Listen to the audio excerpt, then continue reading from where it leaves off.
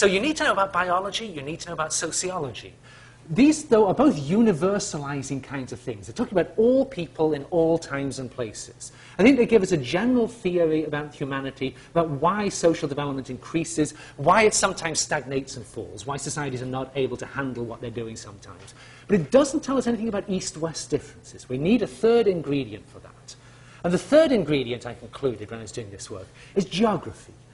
Geography tells us why groups of people, the people are all basically the same wherever you find them around the world, but they have these very different histories. And I suggest in my book that it's all down to geography. That's why people in some places have different kinds of societies developing than people in other places. Now, that's obviously a very simple claim. The answer to the question, why the West rules for now, is geography. We could stop at this point and go home. Very simple claim. I could have actually said that in about 2 pages in the book instead of 768 pages that I did take.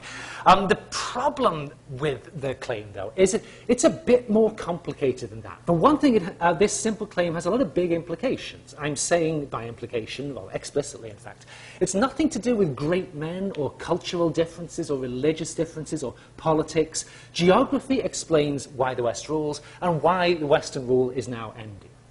Now, obvious questions to raise at that point. If it's so simple, why is history so messy? I think that's a very good question. History is really messy. Second obvious question, if it's so simple, why doesn't everybody already say this? Which, again, a very good question. And I think the answer to these questions is that geography itself is really messy. And this is why the output is really messy as well. And I realized as I was thinking about this that geography, it's like it's a two-way street. It seems to me that geography determines how societies develop. But at the same time, the way societies develop determines what geography means. So it kind of goes back and forth. As the technology changes, as the organization changes, the meanings of the geography change as well. What's a huge geographical advantage at one period in history can become a great disadvantage shortly after this. So what I want to do now, having sort of laid out all my sort of infrastructure and everything for this argument I've been working on, I now want to give us like a history of the world in 10 minutes. I'm trying to show how everything that ever happened really fits into this simple mantra that it's all about geography. So to do that, I'm going to go back 15,000 years or so up to the end of the last ice age. And the reason I do that is that one of the big questions I had to confront writing my book is just what do we mean when we talk about the West, the East, things like this. And I think the best way to figure that out is by going back in time until you reach the first point at which you can really say that there are distinctively different societies in the world, distinctively different ways of doing things and ways of living. And I think this really begins to become clear at the end of the Ice Age. There's about half a dozen places around the world at the end of the Ice Age, about 12,000 BC we're talking about now, where you start to see groups of people domesticating plants and animals, basically genetically modifying plants and animals to give higher yields to humans, to be more convenient for humans to live with. The societies that do this experience rapid population growth, rapid, by the standards of what had gone before, rapid increases in their complexity, their ability to get things done, basically their social development. Now, another obvious question, why these places rather than other places? And this is something that I think we really do know the answer to now. And it's something where the answer has been explained very, very clearly, wonderfully, by the geographer Jared Diamond in his famous book, Guns, Germs and Steel. And what Diamond pointed out in that book is that it's geography. Geography is driving why agriculture begins in these places and not others, and also the sequence, why it begins earlier in some places than others.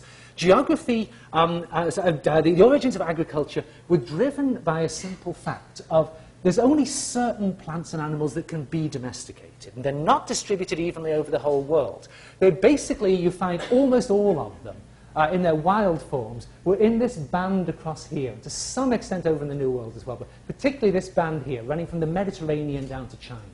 Within that band, the densest concentrations of all are in the area marked here on the map as the hilly flanks in what's now the Middle East. This is where domestication begins, around 9,500 BCE. About 2,000 years later, people in the Indus Valley in Pakistan and over in China, what's now China, they're starting doing the same things. They have dense concentrations, but not as dense. Slightly less dense concentrations still in the New World. It starts up there a bit later. It's all driven by these simple geographical facts of where the wild species are distributed. Now, this, I'm coming back now to a thing I mentioned earlier, why in my talk, I'm going to narrow things down and talk about basically just a two-way comparison between West and East.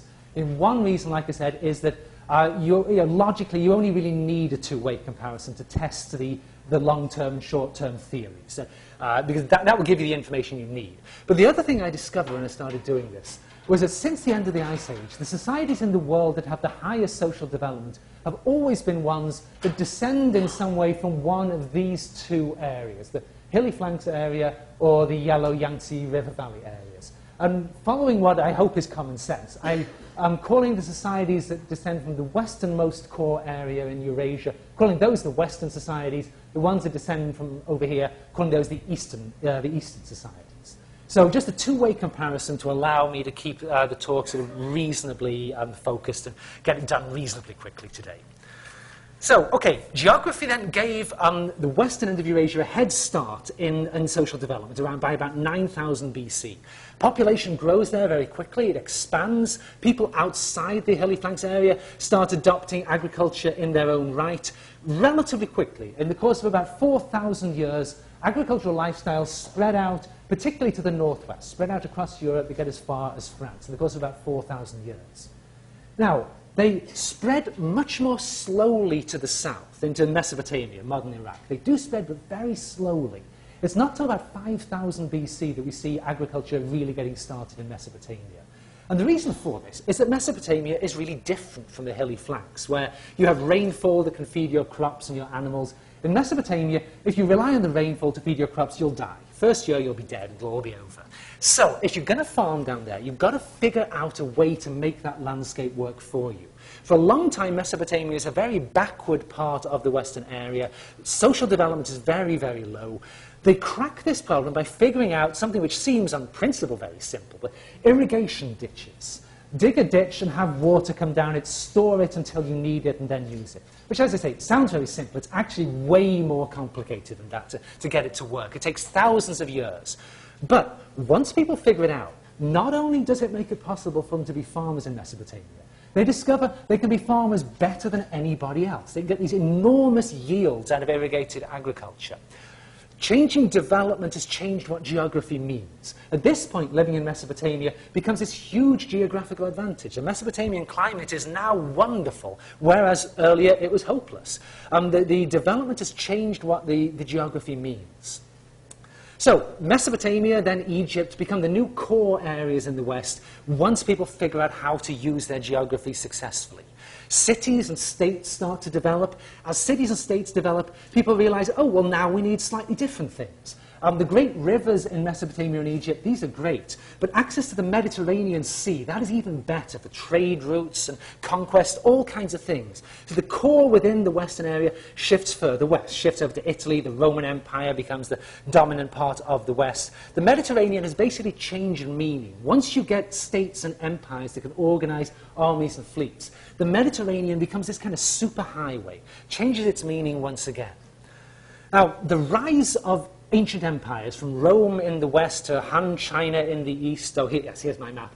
Rise of ancient empires all along this band here. They're very much the band where agriculture had first begun thousands of years before. This changes the meanings of geography once again, in a couple of ways. And particularly what happens is these empires grow and grow, and they kind of eat up the space between them. It's like they're making the world shrink. And they change the meanings of two places in particular. One is the Indian Ocean, because they start sailing around in the Indian Ocean. It suddenly becomes this major commercial region. The other is the steppe highway, as people often call it. This great unbroken band of flat land across Central Asia that now people start moving back and forth across the steppes on horseback. Horse nomadism gets going after about 1000 BC. And these steppe nomads are preying on these great empires. The rise of steppe nomadism, very much a consequence of the rise of the great empires. Now, this flowing together of the empires, this pushes social development up further and further. But it also, again, as I keep saying, changes the meaning of geography.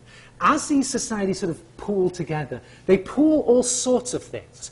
And some of them they think are good things, some of them think are less good things. You get great migrations that start to spiral out of control. The empires can't control their borders. You also, even more uncontrollably, get the spread of germs. You get the merging of the eastern and western germ pools, producing new kinds of plagues that have devastating effects all across this area. And by about 200 AD, these empires are all collapsing, just falling to bits. The western end of Eurasia, after the collapse of the Roman Empire, no one is ever again able to reunite this whole area out here. You get a series of much, much smaller states and kingdoms. Out of the eastern end, though, the Chinese are able to recreate a grand empire before 600 AD. This time it's politics that changes the meanings of geography. The Chinese empire that gets going in the end of the 6th century pulls together the whole region of ancient China, and then in particular, the organization, the manpower and money they've got available to them allows them to build the Grand Canal, which opens shortly after 600, running from the great grain baskets of the south up to the big cities of the north. The Grand Canal functions like a sort of man-made Mediterranean Sea, allowing them to move all this food around. For the next 1,200 years, China is the absolute center of the world.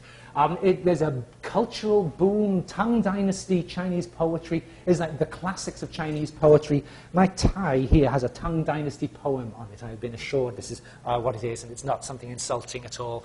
A Tang Dynasty poem about somebody longing for his home after he's moved away. This is the golden age of Chinese culture.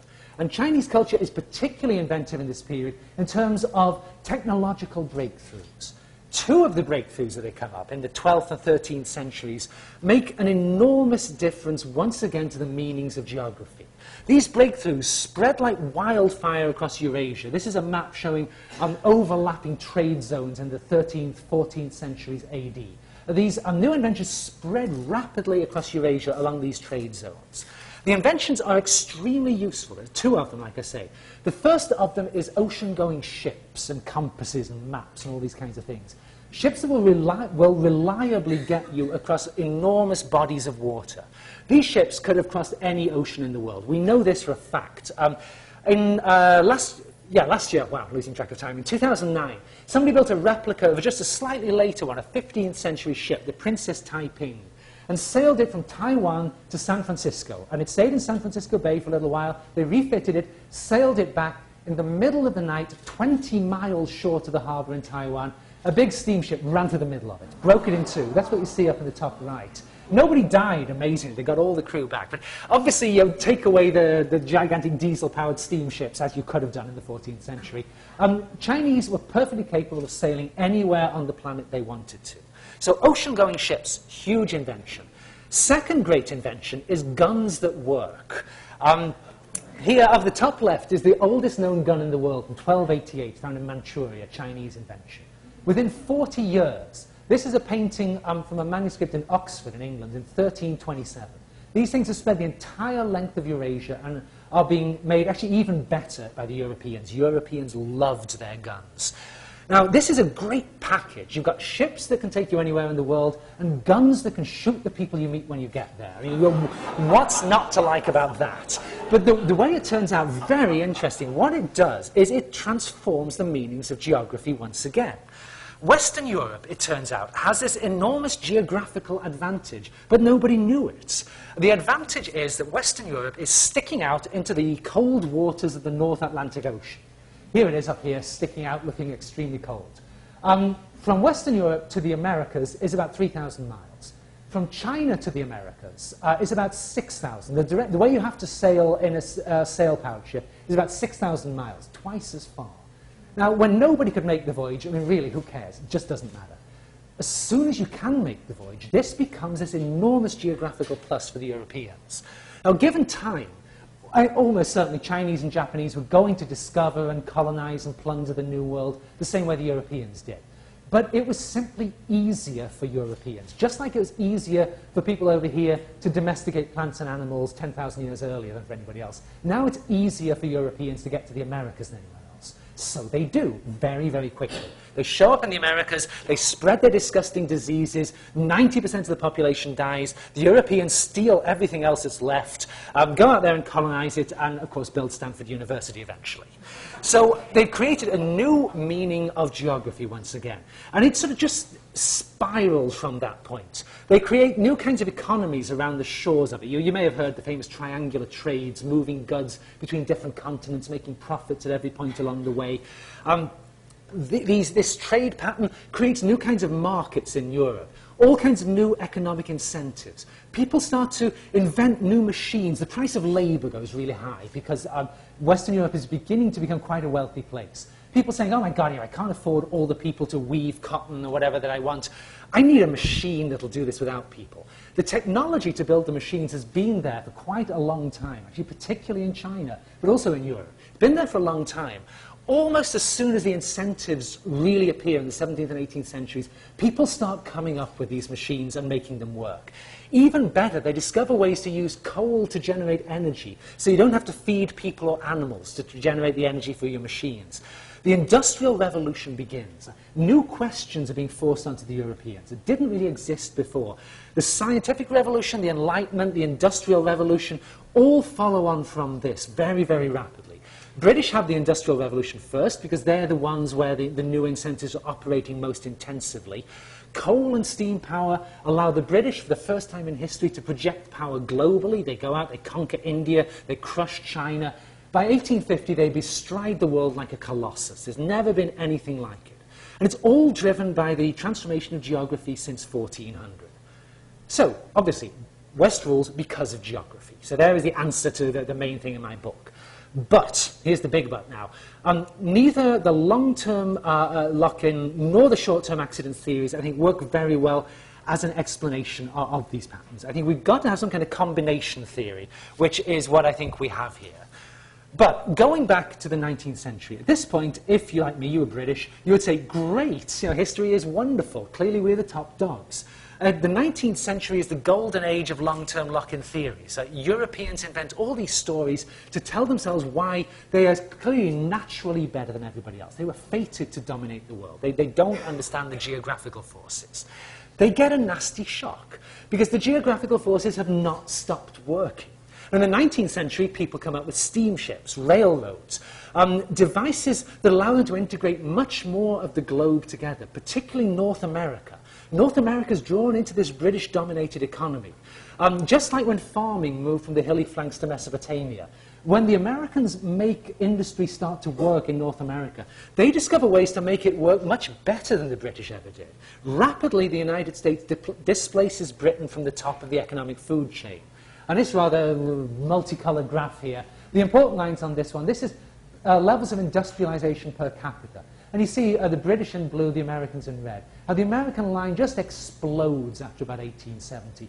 They rapidly overhaul the British at the end of the 19th century. Huge shock for the British. They were not expecting this and not happy about this at all.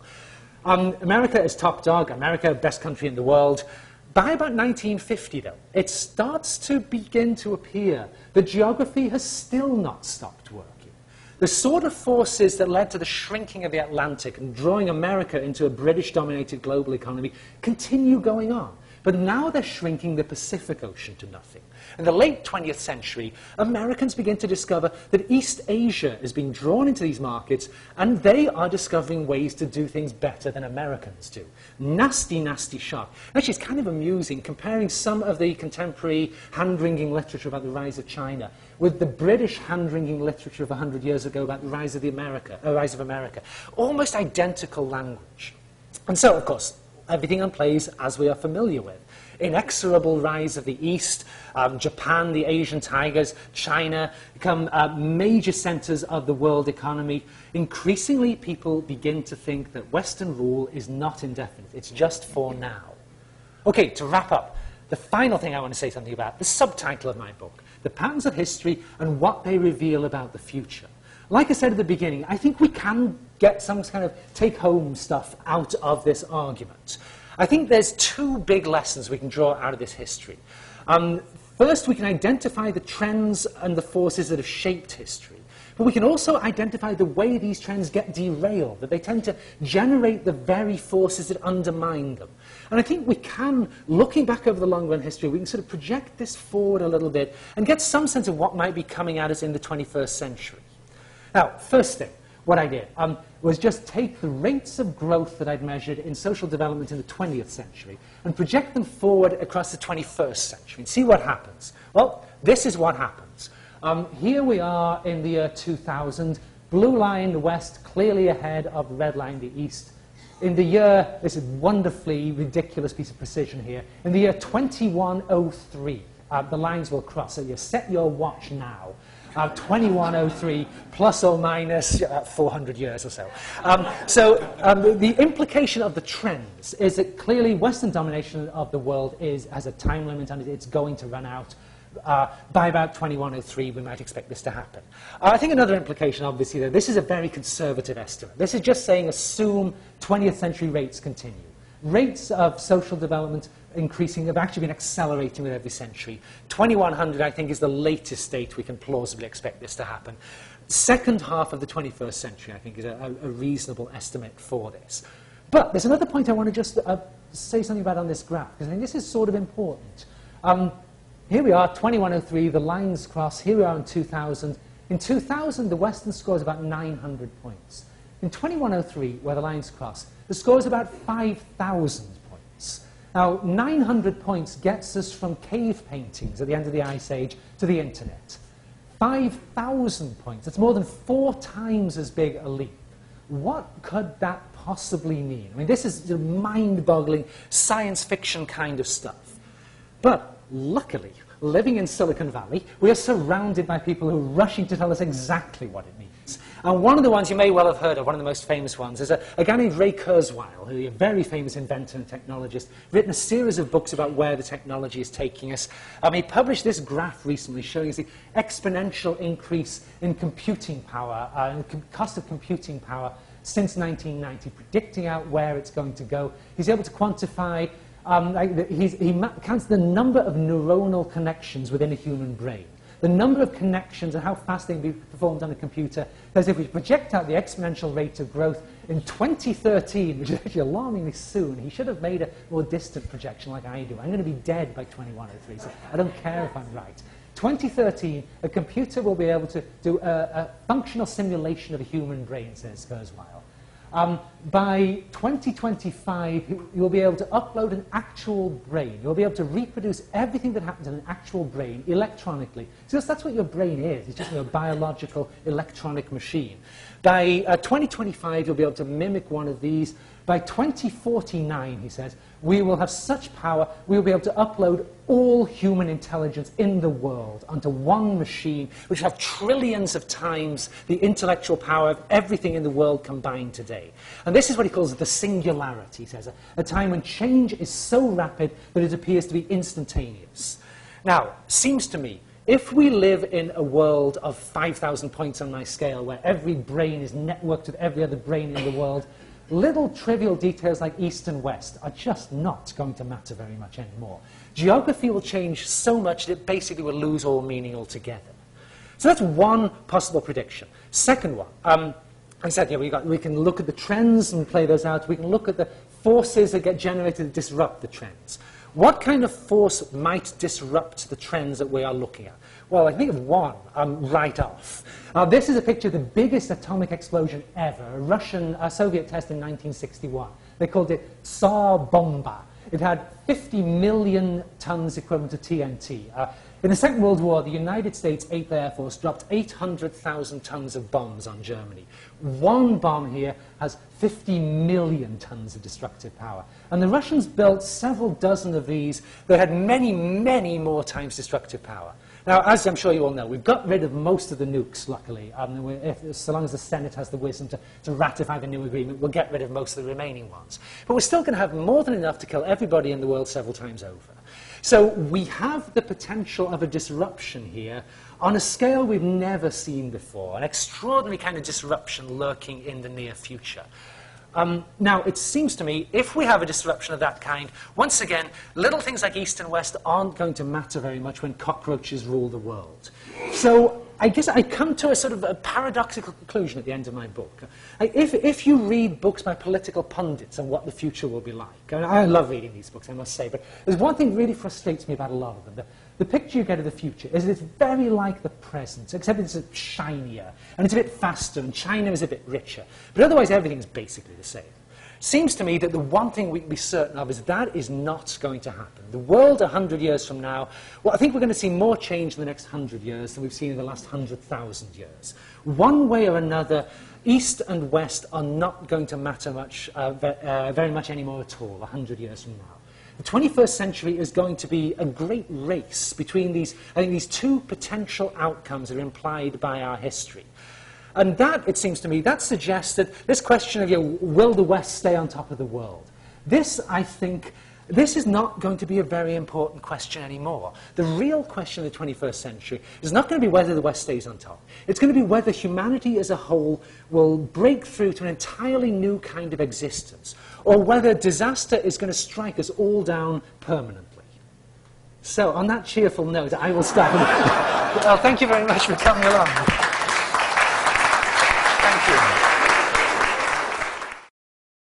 For more, please visit us at stanford.edu.